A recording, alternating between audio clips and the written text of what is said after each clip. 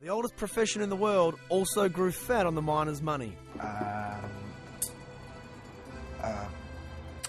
We'd like a tour of the brothel, please.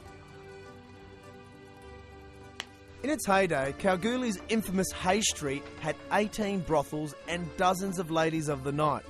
Most have been closed down, but organised brothel tours are doing a roaring trade. Anyone can take a peek inside the world of a working girl. There were thousands of men up here in tents by themselves.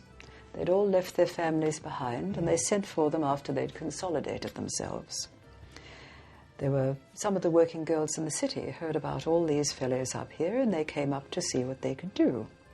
And they soon found that when a man had spent the day digging on his lease and had a few drinks that night, any woman who blew in his ear could get whatever he'd dug up that day. She's known simply as Carmel of Kalgoorlie, and she's the madam of the famous Questa Casa, which is also known as the Pink House, a renowned landmark in the town's former red light district.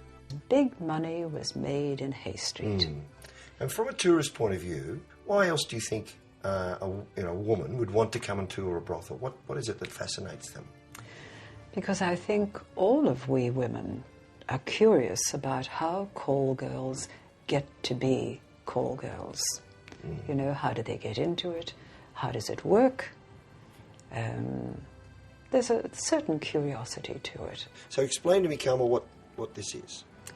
Well, that's called a starting stall. The fellow steps in there, he's off the street, nobody will see him talking to the girl.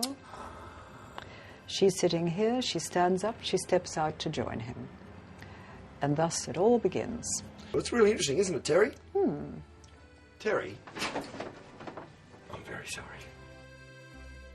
Well, that was certainly an eye-opener and a unique insight to Kalgoorlie's rich tapestry.